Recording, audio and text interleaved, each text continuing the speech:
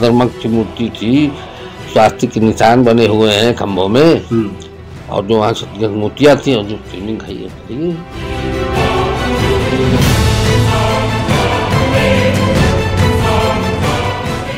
Court के जो आदेश हैं उसका अनुपालन हुआ है। स्थानीय स्तर पर कोई तनाव की स्थिति नहीं है।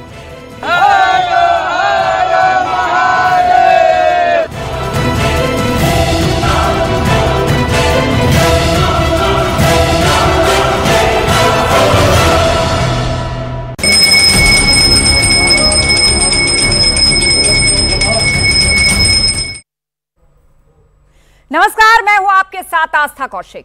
30 साल के बाद ज्ञानवापी परिसर में मौजूद व्यास जी के तहखाने का ताला खुला और वहां पूजा शुरू हो गई। व्यास तहखाने में हर हर महादेव के जयकारे गूंजे और 30 साल की नंदी प्रतीक्षा पूरी हुई और परिसर में पूजा की शुरुआत की गई। मुस्लिम पक्ष ने वाराणसी कोर्ट के फैसले के विरोध में सुप्रीम कोर्ट का भी दरवाजा खटखटाया, लेकिन उन्हें वहां से निराशा ही हाथ लगी। ज्ञानवापी के व्यास तहखाने में अब आरती हो रही है, पूजा की घंटियां बज रही हैं, वैदिक मंत्रोच्चारण हो रहा है और शिव के जयकारे लग रहे हैं। आज न्यूज 18 के धर्म संसद में ज्ञानवापी में आए इस महापरिवर्तन पर करेंगे चर्चा। क्या नंदी की प्रतीक्षा पूरी हुई है? अवध में राम आए हैं कि आप काशी में भी शिव शंकर पधारने वाले हैं? खास मेहमानों के साथ इन्हीं सवालों के जवाब जानने की कोशिश करेंगे।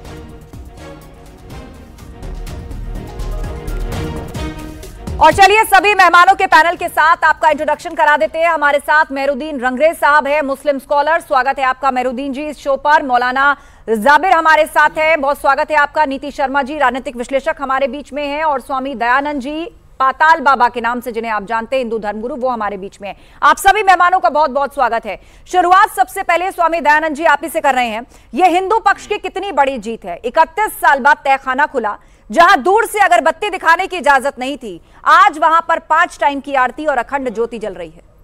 देखिए, आपके न्यूज 18 के माध्यम से पूरे विश्व में ये खबर जाएगा और पूरे विश्व को बतलाना चाहता हूं मैं कि वहीं पर शंकर भगवान ने त्रिशूल से वो ज्ञान पापी का कुआं जो है आचमन के लिए खोदा था, पहली बात। दूसरी बात, उन्होंने पार्वती जी को ज्ञान दिया वहां पर। क्या ज्ञान दिया?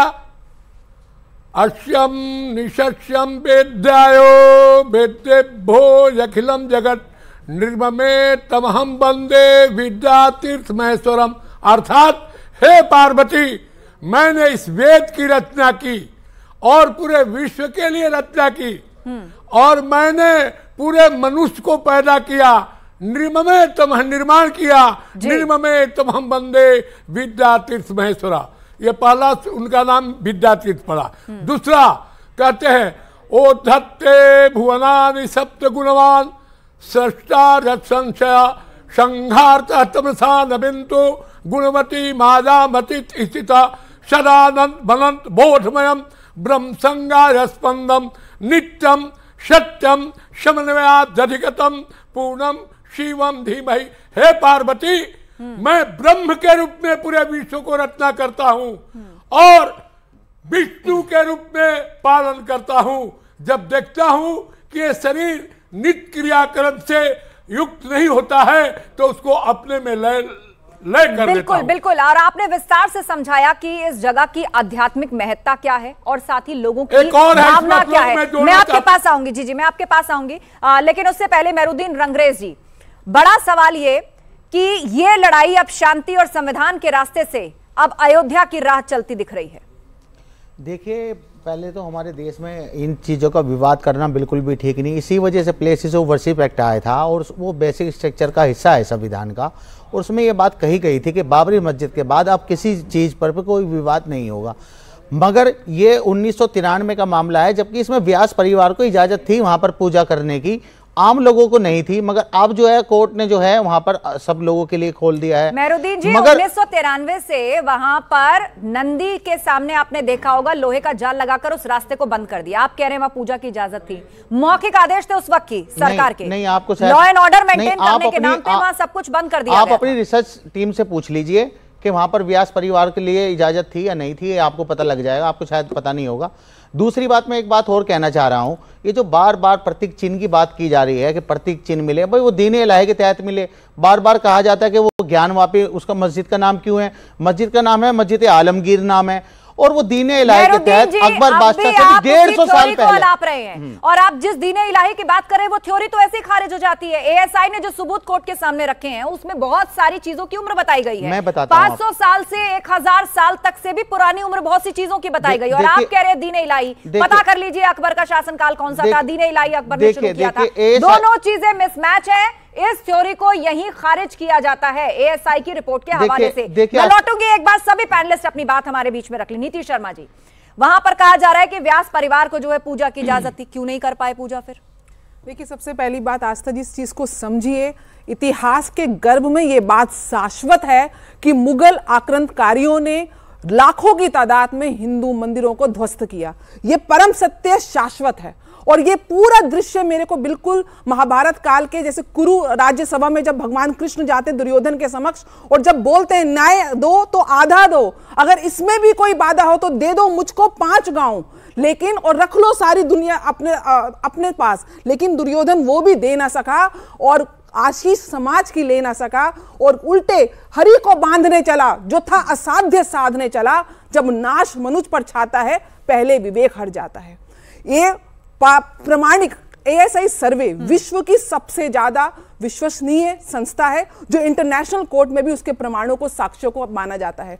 अभी हाल ही में जो एएसआई सर्वे की 800 से ज्यादा पन्नों की रिपोर्ट आई है, उसमें साफ अक्षरों में लिखा है कि वैज्ञानिक खोज के माध्यम से पुरातात्विक प्रमाण मिले हैं, शास्त्रीय प्रमाण मिले हैं और उस पर पूरा साफ दिखा है। और मैं आपसे पूछती हूँ, इस्लाम में तो कहा जाता है विवादित ढांचे पर कोई भी इबादत जो है वो अल्लाह कबूल नहीं करता। आप खुद कह रहे हैं वहां पे पूजा होती थी, वो जमीन आपने खरीदी नहीं है तो वहां पड़ी गई नमाज, प्रार्थना, दुआ, आप जो भी शब्द ले वो कबूल नहीं होती। मौलाना जाबिर जी, देखिए, कोर्ट का फैसला आया, बाबरी मस्जिद का मसला था, वो भी इसी तरीके से लोगों ने करके लिया। आज वहां जब पूजा होती थी, पूजा को रुकवाने वाले, रोकने वाले हम लोग वहां नहीं खड़े थे। वहां जो उस दौर में जो प्रशासन था, उस प्रशासन से जाकर के पूछिए क्यों वहां पर मना किया। और विवादित ढांचा नहीं है, हमारी वहां इबादत गाह ऊपर थी, वहां लोग नमाज पढ़ते थे, हमको नमाज पढ़ने दी जाए। जो भी ढांचा, जो भी कोर्ट का फैसला है, हम कहते हैं कि मान्य अंदाज में हो। यहाँ की संस्कृति की, यहाँ की नजाकत, यहाँ की लताफत, यहाँ की शोरा को बदनाम ना किया जाए मुल्क के अंदर। आपको वहां पूजा करनी है, आप पूजा कीजिए, मुसलमानों को वो नमाज पढ़ने की इजाजत दीजिए। लेकिन एक बात बताइए, आप कह रहे हैं मौलाना साहब, आप चूंकि खुद मौलाना है इसीलिए मैं सवाल आपसे पूछ रही हूँ, वहां पूजा होगी, वैदिक मंत्रोच्चारण होगा, विग्रह मतलब बुत परस्ती वहां पर होगी, तो आप नमाज कैसे पढ़ेंगे वहां पर? मुझे बताइए, आप नमाज कैसे पढ़ेंगे? विग्रहों की पूजा हो रही है, अखंड ज्योत जल रही है, प्रतिमाएं सामने है, आरती गाई जा रही है, आप कह रहे हैं उसके ऊपर आप नमाज पढ़ेंगे? आप कैसे पढ़ेंगे नमाज? आप तो बुत परस्ती को गलत मानते हैं। आप कह रहे हैं उसी स्थल पे आपको नमाज पढ़ने की इजाजत दी जाए। आप तय कर लीजिए, पहले आप तय कर लीजिए और इस पर साफ हो जाइए कि इस्लाम क्या कहता है। क्या किसी की जमीन पर जबरदस्ती कब्जा करके उसका धार्मिक स्ट्रक्चर बदल के अपनी इबादत चालू की जाए तो क्या ऐसी दुआ प्रार्थना कबूल होती है? और आप कह रहे हैं कि नीचे पूजा हो और ऊपर नमाज हो। 17वीं सदी। देखिए, मैं आपको बताता हूं, वहां पर तीसरा श्लोक की रचना हुई, हंकारे न बहिरंती शंकारे न विषेत तब हंसम सोहम परम मंत्रम जियो जपती सर्वदा। ऐ पार्वती, हंकार से सांस बाहर आता है, संकार से अंदर आता है, और सोहम मंत्र है जो विश्व के सभी प्राणी भटके हैं। तो आपको मैं गुरु नानक देव जी ने बोला, एक सूत्र पिरवे सब मणिये जेते गाठे ते तनिये फिरत माला बहुविधि भाए टूटी गांठ तो आइट है। मैं आपके इबादत में हम लोग कभी भी बाधा नहीं डालते हैं। मैं वही बाधा तो आपने डाला। हम केवल लाखों की तादाद में, हजारों की तादाद में मुगलों ने हिंदू मंदिर तोड़े। हम केवल 3 मंदिरों की बात करते हैं, अयोध्या की, काशी की और मथुरा की। हमारे जो पुरिया कही गई, एक मिनट, शांत हो जाइए आप लोग, शांत हो जाइए आप लोग। हिंदू धर्म में जो पुरिया, पाताल बाबा जी मेरे रिक्वेस्ट है, जाबिर जी मेरे रिक्वेस्ट है, मेरी बात सुनिएगा, मैं एक एक करके सबके पास जाऊंगी। हाँ, बोलिए। बड़ी बातें करी जा रही थी कि वहां पर पूजा होगी तो नमाज कैसे होगी। मैं आपको बता देना चाहता हूँ, वो बाहर का हिस्सा है, मस्जिद का हिस्सा नहीं है। और मस्जिद में नमाज अभी तक भी होती है और अभी भी फिलहाल हो रही होगी। 5 टाइम की नमाज होती है। दूसरी बात, एक मिनट सुनिए, इसी की वजह से कि आपस में कोई विवाद ना हो, इसलिए सरकार ने 93 में इस विवाद को खत्म कर दिया था। मगर इस विवाद को फिर दोबारा खड़ा किया जा रहा है किसी तरीके से। पूरे देश में माहौल खराब हो, देश का ताना बाना खराब हो। जब भव्य मंदिर बराबर का बना हुआ है भगवान शिव का, आप जाइए पूजा करिए, किसी को होने का हवाला देकर जब आप हमारी मस्जिदों में अपने भगवान तलाशना, माहौल खराब होने का हवाला देकर इस देश में सरकारों ने लॉ एंड ऑर्डर के नाम पे बहुत सारे फैसले ला दे, और व्यास जी तहखाने का मामला उनमें से एक है। मेहरुद्दीन रंगरेज जी, आपको नहीं लगता कि कोर्ट ने जो पूजा की इजाजत दी है, अप्रत्यक्ष रूप से स्वीकार किया है कि वो मंदिर का ही हिस्सा है, तभी तो पूजा होगी वहां पर? देखिए मैडम, अभी लोअर कोर्ट का फैसला है आस्था जी, आपको चिल्लाने की और हाथ मारने की जरूरत नहीं है। हमारा हाई कोर्ट देखना, हमारी जीत होगी। कोर्ट की महिमा कम हो जाती है। हमारी जीत होगी। जब 500 साल से नमाज हो रही है, आप उसे कैसे मंदिर बता देंगे? कोर्ट की आप हमारे पास मेरी बात सुनिए, फिर तो ये प्लेस ऑफ वर्शिप में घटा दीजिए। फिर तो बाबरी मस्जिद की तरह जो बात करते हैं, नाथुराम गोडसे के वंशज हैं जिन्होंने अब आप नाथुराम गोडसे पर मत जाइए, आप ज्ञानवापी पर रहिए, आप ज्ञानवापी पर रहिए, विषय को मत भटकाइए। 2 मिनट बोलने दीजिए। ठीक है, शांत हो जाइए आप लोग। नीति जी, एक एक करके बात रखिए। पाताल बाबा जी, रिक्वेस्ट है आपसे, नीति जी बात रखिए। अनरेस्ट होगा। अभी हाल ही में 22 जनवरी को रामलला की प्राण प्रतिष्ठा हुई है। सामाजिक समरसता का एक उदाहरण, मतलब प्रमाण के रूप से सामने आया है कि जो इकबाल अंसारी, जो मुस्लिम पक्ष की तरफ से भगवान राम के मंदिर के अगेंस्ट खड़े थे, वो भी वहां के दर्शन कर रहे थे। पूरा मुस्लिम समाज वहां भगवान राम की आशीष लेने गया है। और एक केवल कुछ मुट्ठी भर कट्टरपंथी लोग हैं जो देश में हिंदू मुस्लिम करना चाहते हैं। बहुत शांतिपूर्ण तरीके से अयोध्या का फैसला, अयोध्या की प्राण प्रतिष्ठा, और ये बिल्कुल वैसे जिस प्रकार ताला खुलवाने का एक आया था आदेश, आज वैसे ही जो तहखाने का पूजा का आदेश आया है श्रृंगार गौरी माता का, निश्चय रूप से वहां के साक्ष्य चीख कर वेस्टर्न वॉल चीख कर कह रही है कि यहाँ पे हिंदू मंदिर था। और पूर्ण रूप से हम केवल राष्ट्र में बात करूंगी, लाखों की हजारों की तादाद में मुगलों ने मंदिर तोड़े, लेकिन हम केवल अपने 3 मंदिरों की बात करते हैं, अयोध्या, काशी और मथुरा, जिसका हमारा पूरा अधिकार है। लेकिन हम क्योंकि सहिष्णुवादी हैं, संविधान को ऊपर रखते हैं, न्याय तंत्र को ऊपर रखते हैं, कलम की ताकत को मानते हैं, इसीलिए अयोध्या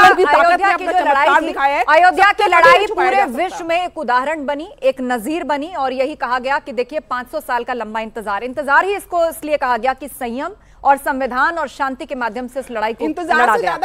मौलाना जाबिर, देखिए मैडम, बात यह है, हमने पहले भी अभी कहा है कि जहां जब 1993 से पहले पूजा हो रही थी, वहां मस्जिद में नमाज भी हो रही थी, कोई इंतशार नहीं था, कोई विवाद नहीं था। कौन सी हुकूमत ने बंद किया? वहां हुकूमत हमारी नहीं थी। कौन लोग थे वो दुनिया जानती है। मैं यही कहता हूं कि इसकी सलामतियत, प्यार, मोहब्बत को बरकरार रखने के बाद वो लोग आराम से वहां पूजा करें, कोई आपत्ति नहीं है। वो नमाज पढ़ने दो, पूजा करने दो। 1993 से पहले जैसा निजाम चल रहा था वैसे ही निजाम चलेगा, किसी को कोई आपत्ति नहीं है, कोई आपत्ति नहीं होगी।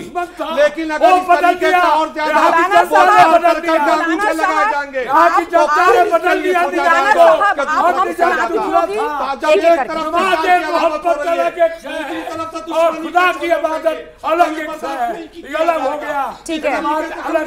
ठीक है, एक मिनट, आप सभी शांत हो जाइए।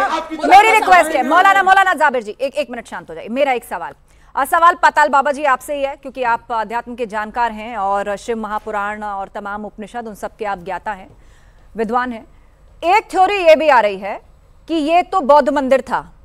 कुछ लोग ये भी कह रहे हैं ज्ञानवापी को लेकर कि ये जो पिलर्स और विग्रह मिलने वाली बात है, स्वास्तिक चिन्ह की बात है, स्तंभ मिलने वाली बात है, ये तो बुद्धिज्म का प्रतीक है, ये बौद्ध मंदिर है। मतलब वो सनातन और बुद्ध को अलग अलग करके, मतलब इस्लामिक थ्योरी फेल हुई, वो एएसआई के सबूतों पर फिट नहीं बैठी, तो अब ये बुद्धिज्म वाला नया एंगल है, इसको आप कैसे समझाएंगे? आपके माध्यम से 18 माध्यम से मैं पूरे विश्व से कोई ये बताना चाहता हूं कि जब वो ईसाइयत आए, ईसाइयत धर्म के ईसाइयत चलाया। आप देखिए जब मुगल आए वहां पर वेस्ट इस में ये आपको अरब इजराइल वगैरह तो अपना धर्म चलाया। जो भी शासक आता है यहाँ पर बौद्ध आया, कौन? अशोक, पूरे एशिया को बौद्ध बनाया। तो ये तो लोग बोलते हैं कि राजनीतिक में पॉलिटिक्स नहीं, पॉलिटिक्स में ही राजनीतिक है और राजनीतिक में ही पॉलिटिक्स है। जो राजनीतिक में पॉलिटिक्स नहीं करता है वो पूछ बिना पूछ और सिंह का पशु है। देखिए राजनीतिक धर्म क्या है? दया धर्म का मूल है, मूल पाप अभिमान, तुलसी दया न छोड़िए, जब लग घट पे प्राण। ये हिंदू है, हृदय न ददाति दुखा, किसी को दिल को हम लोग नहीं दुखाते हैं। आज तक रिकॉर्ड है, सनातन धर्म लाखों बरस से है, कितने उसमें पथ बने, सब लोग बने, लेकिन हम लोग बिल्कुल। और आज एएसआई के माध्यम से उन्हीं सबके साइंटिफिक प्रमाण जो है वो ढूंढे जा रहे हैं। बहुत कुछ कोर्ट के सामने रखा जा चुका है और बहुत सी मांगे अभी की जा रही हैं कोर्ट के सामने कि अब वजू खाने का भी एएसआई जैसा ही सर्वे करवाई जाए। बोलना चाहूंगी जिस शिवलिंग का, मेरे को तो पूरे विश्व में कोई एक ऐसा मस्जिद बता दो जहां पे इस तरीके का फुव्वारा हो। हमारी आस्था जो खंड खंड हो रही है सदियों से, जो हमारी आत्मा रो रही है शिव भक्तों की, कि जिस शिवलिंग का आज अभिषेक होना चाहिए था, जहां शंख की ध्वनि, घंटियों की ध्वनि गुजनी चाहिए थी, जहां ओम नमो शिवाय हर हर महादेव के नारे लगने चाहिए थे, वहां पे इन्होंने वजूखाना बना दिया। और ये बताते हैं फुव्वारा बनाने के, फुव्वारा उस समय का, और ये साक्ष्य सामने आए हैं। और आप बौद्ध धर्म की बात कर रहे थे, वहां पे साक्ष्य सामने आए हैं कि दीवारों पे जो मैन्युस्क्रिप्ट्स हैं वो संस्कृत में, तमिल में, तेलुगु में, देवनागरी में रुद्र का नाम लिखा हुआ है, उमा महेश्वर का नाम लिखा हुआ है, मुक्ति मंडपम का नाम लिखा हुआ है। सुन लीजिए बात, फिर मैं का जो फेस है वो शिवलिंग की तरफ है। उस शिवलिंग को किस तरीके से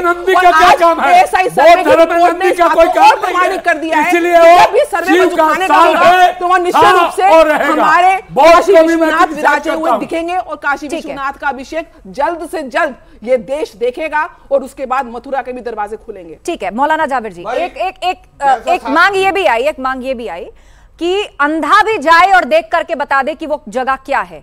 और ये तो अब कोर्ट में भी साबित हो चुका है कि वहां जो स्ट्रक्चर था, जो बेस स्ट्रक्चर है वो हिंदू मंदिर का है, वो प्रतीक चिन्ह सनातन धर्म से संबंधित है और उसके बेस स्ट्रक्चर के ऊपर जो स्ट्रक्चर है वो परिवर्तित करके बनाया गया है।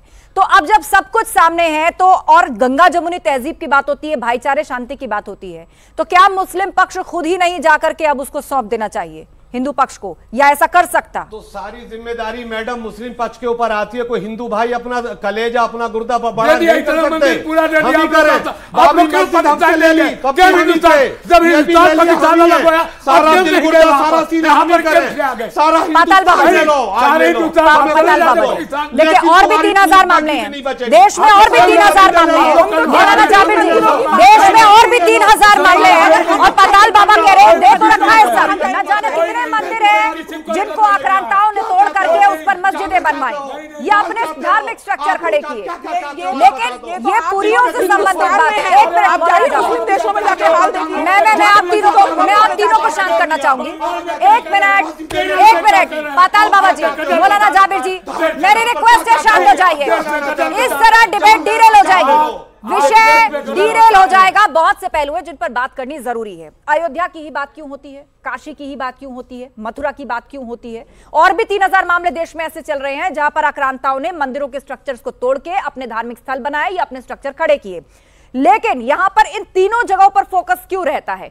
सनातन धर्म में, हिंदू धर्म में पुरियों की बात कही गई है। कुछ पुरियां हैं जिनकी बहुत अत्यधिक महत्ता है वेदों के हिसाब से, पुराणों के हिसाब से। ये पुरियां वो जगह हैं जो दरअसल परमपिता परमेश्वर या आराध्य उनके सीधे तौर पर प्राकट्यकरण की भावना लेकर के वहां पर स्थापित है और लोग मानते हैं कि जीवंत रूप, ये माइथोलॉजी है, ये लोगों का बिलीफ है, ये उनकी आस्था है कि जीवंत रूप में उनके प्रभु वहां पर है। मैं चाहूंगी पाताल बाबा जी उन सभी पुरियों के बारे में आप बताइए और बताइए कि अयोध्या, मथुरा, काशी उन्हीं में से एक है और इसीलिए ये आवाज और मुखर होती है। मैं आपको बता रहा हूं। हाँ। अब देखिए उसमें पहला श्लोक और वाल्मीकि जी भी बोले हैं राम ही काम ऋषभम भयभो हरणम कालमते विषीहम योगिंद्रम ज्ञानिगमम गुण निधि मंजितम निर्गुणम निर्विकारम मायातीतम सुरेशम खलबध नृतम ब्रह्म वृंदैकदेवम वंदे कंदावदातम सरसी जनयनम देव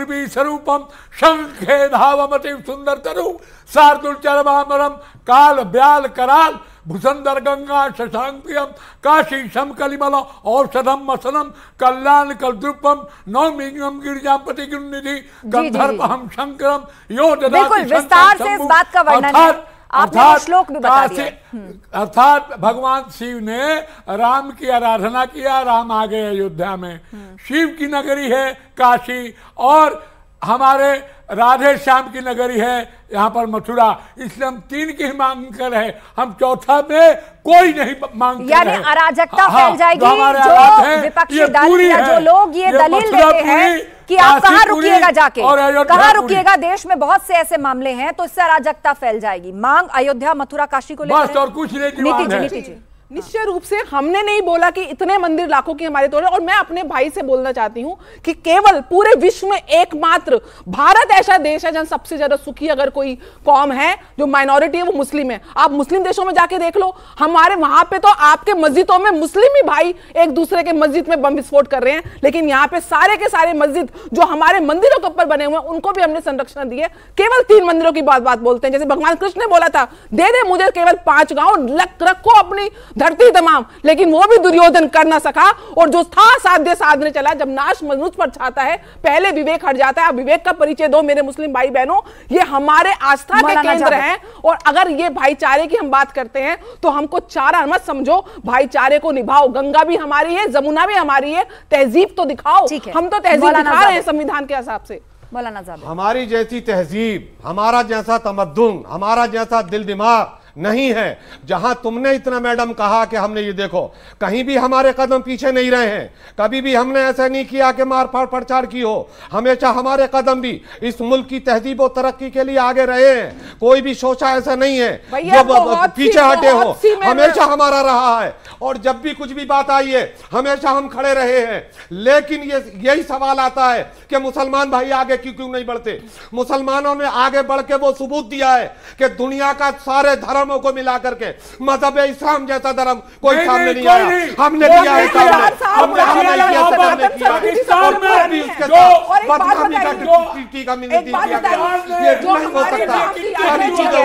जब मैं बोलता हूँ तो आप दोनों बोलने लगते हो। 1 मिनट और जब कुछ नहीं होता है, बिल्कुल जाबिर साहब अपनी बात पूरी जब आप लोग बोले, दूसरी चीज ये है कि अगर इसी आस्था का मसला है, मोदी जी मुल्क के सामने खड़े होकर के ये ऐलान कर दें कि सारे मुसलमान भाई, जैसे कि बाबरी मस्जिद के ऊपर हुआ था, चूंकि उसी कोर्ट ने दिया था कि बाबरी मस्जिद के बाद दूसरा कोई भी धर्म स्थल होगा बरकरार रखा जाएगा, वो कोर्ट की बात थी। आज इस कोर्ट की खिलाफ वर्जी हो रही है। मैं माननीय मोदी जी से कहता हूं कि मुल्क के मुसलमान भी आज उनके साथ हैं, अल्पसंख्यक उनके साथ है। आज वो मुल्क के सामने खड़े होकर के ये बात कर दें कि मैं हिंदुस्तानी अल्पसंख्यक भाइयों के कहता हूं कि आप मुझे दें, हम इंशाअल्लाह मोदी जी की बात पर लब्बैक कहते हुए हाजिर हो जाएंगे इंशाअल्लाह।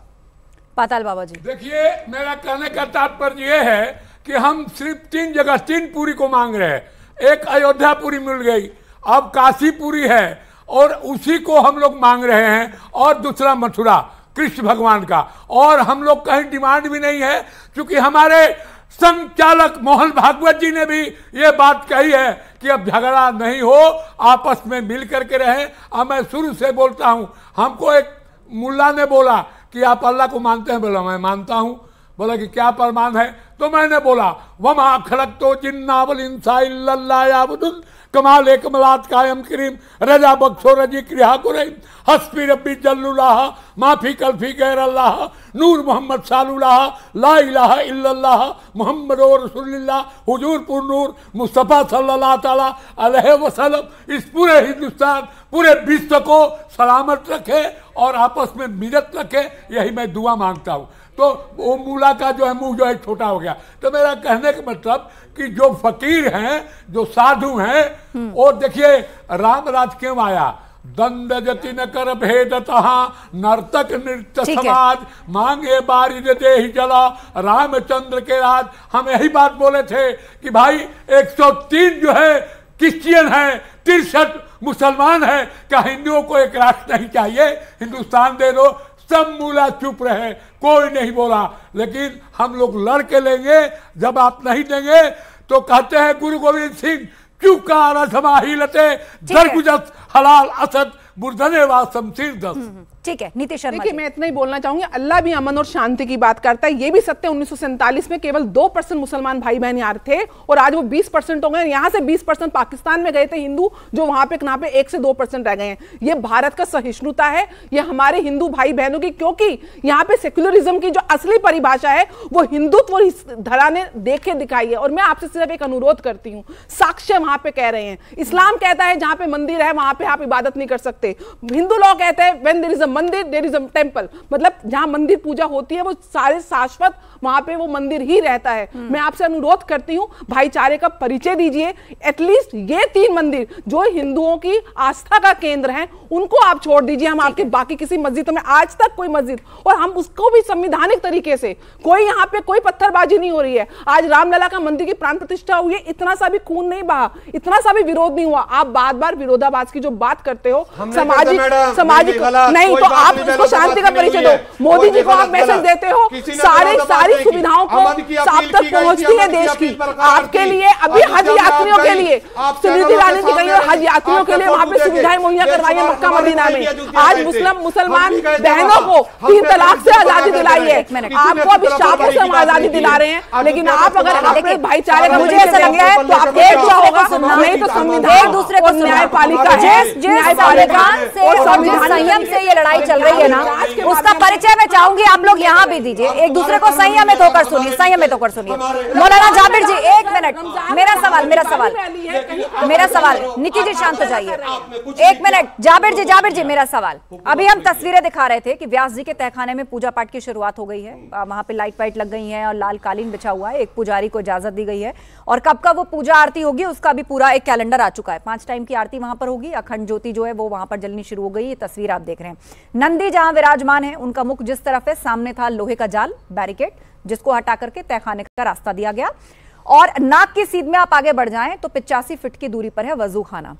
और माना यह जाता है नंदी का मुख उस तरफ होता है जहां शिव शंकर विराजमान होते हैं। देखिए ये मैं दिखा रही हूं ग्राफिक्स के माध्यम से, आपको दिख रहा है ये नंदी का चेहरा है। नाक की सीध में आप चले जाएंगे, बीच में आपको पड़ेगा व्यास जी का तहखाना और 85 फीट की दूरी पे वो रहा वजू खाना, जिसमें कह रहे हैं कि फव्वारा है। अभी तो कोर्ट में कुछ भी साबित नहीं हुआ। वो कह रहे हैं उनके आस्था की बात है, आदि विश्वेश्वर है, शिवलिंग है, और आप लोग फव्वारा कहकर एक पक्ष उसका मजाक उड़ा रहा है। क्या ये सही है? देखिए, किसी ने फव्वारा कहा, किसी ने शिवलिंग कहा। कोर्ट जांच कर रहा है ना, कोर्ट का फैसला आएगा, जो होगा वो सबको माने होगा। पहले से पहले ही हम लोग उसको फव्वारा कह के या शिवलिंग कहने के बाद बाजार क्यों गर्म कर रहे हैं? कोर्ट में चल रहा है, कोर्ट ने इजाजत दे दी पूजा की, पूजा करो, कोई नहीं मना कर रहा। राम को, भगवान को, सबको याद करो, कोई आपत्ति नहीं है। हम यही कहते हैं, इंतशार पैदा मत करो बयानबाजियों से, नारेबाजी करने के बाद। ये मुल्क सबका है, सबके रहेंगे, लेकिन धर्म के नाम पर इस तरीके से इसको तकसीम को बंटवारा मत करो। वहां पूजा हो गई ना, करने दो। कुछ नहीं बेटा, रोका गया था, रुके थे, किसी के बाप की जागीर नहीं है, रुके थे अपने। शब्दों को संयमित रखिए, शब्दों को संयमित रखिए, संयमित रखिए। मौलाना साहब, सदियों से हम हिंदुओं की, हम शिव भक्तों की आत्माएं छिन्न भिन्न है अपने आराध्य का अभिषेक करने के लिए। हमें पता है हम किस पीड़ा से गुजर रहे हैं, लेकिन हम शांतिपूर्ण तरीके से बात कर रहे हैं। और साक्ष्य सामने है कि वहाँ शिवलिंग था, है और रहेगा, और जल्दी ही वहाँ पे अभिषेक होगा। देखिए, हम नहीं थे, अरे जवाहरलाल मुसलमान था, वो मुसलमान था, पंडित बोलते हो गया, हो गया, क्यों कहते हो? अब 1 minute, places of worship act, 1 minute. मोहब्बत के साथ मौलाना जाबिर जी शांत होइए, आप दोनों, पाताल बाबा जी, मौलाना जाबिर, आप लोग शांत होइए। Places of worship act, 1 minute, उसी पर बहस करते हैं। प्लेसेस ऑफ वर्शिप एक्ट पर ही बहस कर लेते हैं। अब प्लेसेस ऑफ वर्शिप एक्ट में यही कहा गया कि जिसका जो फिलहाल स्टेटस है उसको वही रहने दिया जाए, उसको बरकरार रहने दिया जाए, बदला नहीं जाए। यहाँ तो स्टेटस ही तय नहीं है ज्ञानवापी क्या है। अभी तो उस पर कोई फैसला थोड़ी है कि ज्ञानवापी क्या है, अभी तो स्टेटस ही तय नहीं है और पूजा की जा रही है। तो वो तो कह देंगे कि कोर्ट ने पूजा का आदेश दिया है, मान लिया है कि ये तो मंदिर का हिस्सा है, तो रहने दीजिए बरकरार वो स्टेटस। ये कोर्ट कहां तक, ये थ्योरी कहां तक टिक पाएगी कोर्ट के अंदर? बताइए मुझे। 32 साक्ष्य मिले वहां मंदिर होने के जो एएसआई ने रखे हैं। अगर मंदिर के मैडम मिले हैं तो वहां आयत कुरानिया कुछ नहीं मिला है, कुछ नहीं मिला है। सफेद रंग का स्ट्रक्चर है बस, केवल दिया गया होगा, कुछ नहीं हटा दिया गया है वहां पर, जहां 1000 साल पहली प्रतिमाएं आज तक विराजमान है। जिस जगह नमाज पढ़ी जा रही है तो आप कह रहे हैं कि आयत को मिटा दिया। सफेद कलर का स्ट्रक्चर है, क्या बात करते हो। मुस्लिम पक्ष की तरफ से एक तथ्य नहीं रखा गया कि वहां पर कोई आयत लिखी हुई थी। ऐसा कोई फैक्ट कोर्ट के सामने नहीं आया है। जो एज निकली है, जो इनके बात कर रहे हैं वहां पे मस्जिद में जो लिपापोती की है, जो सीमेंटिंग है, वो 400 साल पुरानी है। लेकिन वहीं पे जो पुराणिक तत्व, शास्त्रीय तत्व हमारे वहां पे मैन्युस्क्रिप्ट लिखी गई है, मूर्तियां लिखी गई हैं, वो 1000 साल पुरानी उनकी आयु दिखती है। वहां पे एक साक्ष्य चिक चिक के बोल रहे हैं कि यहाँ पे मंदिर था। और पुरातत्व विभाग ने भी बोला है कि ये जो मौजूदा स्ट्रक्चर है, इससे पहले बहुत विशाल शिव मंदिर यहाँ था। ये पूरा वैज्ञानिक दृष्टिकोण से नहीं, वहीं पर था जहाँ वजूखाना है, वो हमारे मलबा इधर डाल दिया गया, उसका मलबा इधर डाल दिया गया, वो पहले ही था। रुद्राभिषेक पूजा हो रही है, बन के भग रहे हैं, आलीशान बन गया वो, उसकी तरफ तवज्जो क्यों नहीं जाती। इसका मलबा इधर ताकि ये बन जाए, वो किया गया है ये। अच्छा मेरे भैया, क्या आप इबादत कर सकते हो डिस्प्यूटेड लैंड में एज पर इस्लाम लॉ? मुझे बताइए। हमारा मजहब इस्लाम, हम हर जगह आपका मजहब बोलता है कि कोई भी ऐसी जगह सड़क पर भी करेंगे, बड़ी शांति है, ट्रैफिक नहीं है, आज नमाज पढ़ लेते हैं। ये क्या दलील हुई मौलाना साहब? आप क्या कह रहे हैं? आप कह रहे हैं कि हमारा इस्लाम हमें इजाजत देता है जहाँ शांति हो वहाँ नमाज पढ़ लेते हैं। कल को आप कहेंगे कि आज शॉपिंग मॉल बंद है तो शॉपिंग मॉल में नमाज पढ़ लेते हैं। आज सड़क पर ट्रैफिक कम है तो हम सड़क पर नमाज पढ़ लेते हैं। भला ये क्या बात हुई? ये देश कानून से चलता है, ये देश संविधान से चलता है, कानून से चलता है, किसी की मनमर्जी से नहीं चलता। आप पूजा कीजिए। सेक्युलरिज्म की बात होगी तो सबके लिए होगी, किसी एक के लिए कानून ना परिवर्तित किया जा सकता है, ना उसको कानून के बाहर इजाजत दी जा सकती है। अब मुझे बात बताइए, ज्ञानवापी, इसको अभी तक आप लोग सब लोग कहते हैं ज्ञानवापी मस्जिद, ये ज्ञानवापी शब्द कैसे जुड़ गया मस्जिद के आगे? मुझे बताइए आप। ज्ञानवापी से इस्लाम का क्या लेना देना है आज मुझे? देखिए, लफ्ज ज्ञान दूसरा है, वापी अलग है, दूसरी बहुत सारी मस्जिदें हैं। अच्छा, लफ्ज ज्ञान, ज्ञान हिंदी का शब्द है, संस्कृत का शब्द है, उर्दू का है, फारसी का है, अरबी का है, कहाँ का शब्द है ज्ञान? आप कह रहे हैं लफ्ज ज्ञान, ये आपने बैठे बैठे नई टर्म निकाल। ज्ञान का माने गुण, हुनर, ज्ञान संस्कृत का शब्द है जिसका अर्थ होता है विजडम, ये संस्कृत जिसका अर्थ होता है बुद्धि, विजडम। ज्ञान संस्कृत का शब्द है। आप कहाँ इसे लफ्ज़ ज्ञान उर्दू और फारसी में घसीट रहे हैं? हम उसको कहते हैं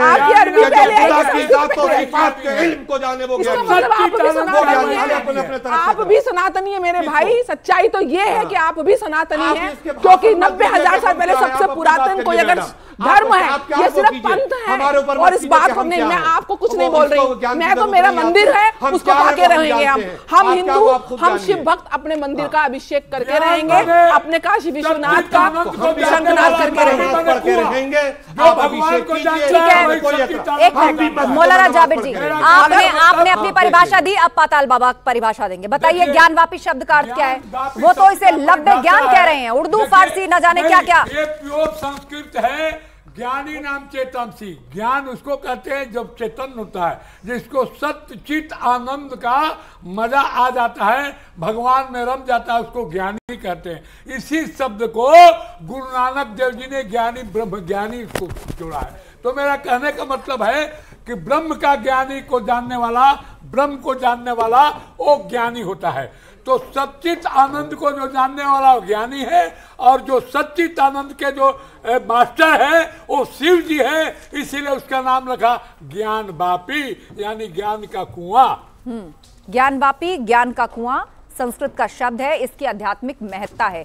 और वापी यानी जिस कुएं की बात कर रहे हैं, अब शंकर भगवान से उसका आध्यात्मिक कनेक्शन क्या है ये भी बताइए मुझे। अब देखिए, शंकर भगवान से आध्यात्मिक कनेक्शन ये है कि देखिए, एक समय था जब पार्वती जी ने बोली कि प्रभु जी हमको ज्ञान दीजिए, तो काशीशम कलिमल औषधम मसनम, अर्थात काशी जो है वो कली का औषध है, दवाई है। इसीलिए कलियुग में लोग लड़ेंगे, झगड़ेंगे, इसीलिए मैं आपको ये ज्ञान का कुआं उन्होंने ये त्रिशूल से खोद करके और भगवान की पूजा करने के लिए, आचमन करने के लिए वो ज्ञान का वापी बनाया।